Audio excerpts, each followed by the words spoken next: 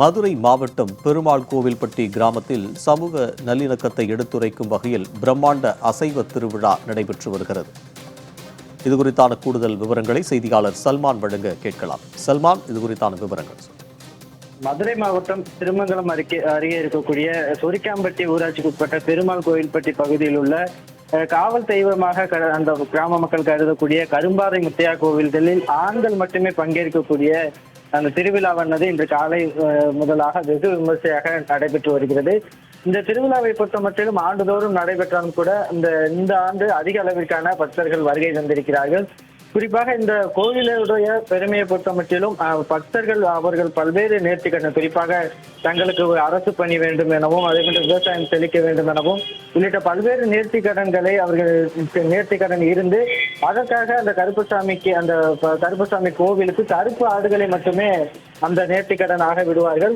அதே போன்று அந்த பக்தர்கள் கோவிலில் விட்டு செல்லக்கூடிய ஆடுகளை பொறுத்த மட்டிலும் அந்த கருப்பு நிற நேர்த்திக்கடனாக விடக்கூடிய ஆடுகள் எந்த வயல்வெளியில் அந்த ஏற்கனவே பயிரிடப்பட்ட வயல்வெளியில் அந்த ஆடுகள் நேராக மேய்ந்தாலும் கூட அது கருப்பசாமியுடைய ஆடு, அதற்காக நேர்த்து விட்ட ஆடு என்பதால் அதற்கு அந்த விவசாயிகள் கூட எதிர்ப்பு தெரிவிக்க மாட்டார்கள். அவ்வாறு மிகப்பெரிய ஒரு முக்கியத்துவம் பெற்ற அந்த கரும்பாறை கோயிலுடைய அந்த திருவிழாவானது நடைபெற்று வருகிறது.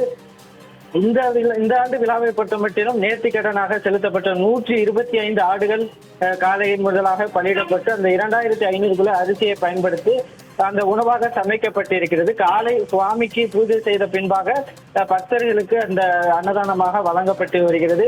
இந்த கருவிருந்தை பொறுத்த மட்டிலும் முழுமையாக ஆண்கள் மட்டுமே கலந்து கொள்ளக்கூடிய ஒரு திருவிழாவாக ஆண்டுதோறும் நடைபெறுகிறது. இந்த ஆண்டை பொறுத்த மட்டிலும் 10,000த்திற்கும் மேற்பட்ட இந்த சுற்றுவட்டார பகுதிகளைச் சேர்ந்த, குறிப்பாக திருமங்கலம், சொரிக்காம்பட்டி, பெருமாள் கோவில்பட்டி, கரடிக்கல், சோழவந்தான், கர்மாத்தூர் உள்ளிட்ட பல்வேறு பகுதிகளில் மட்டுமல்லாமல் பல்வேறு வெளிநாடுகளில், மலேசியா உள்ளிட்ட பல்வேறு வெளிநாடுகளில் இருக்கக்கூடிய பக்தர்களும் கூட நேரடியாக வந்து அந்த விழாவில் பங்கேற்றிருக்கிறார்கள்.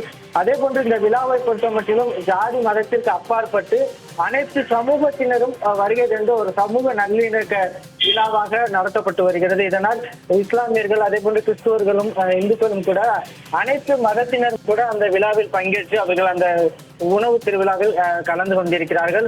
கரும்பாறை கோவில் நடைபெறக்கூடிய இந்த முத்தையா கோவில் விழாவில் ஆண்கள் பக்தர்கள் மட்டுமே கலந்து கொள்ளக்கூடிய அந்த விழா வெகு விமர்சையாக தொடங்கி நடைபெற்று வருகிறது.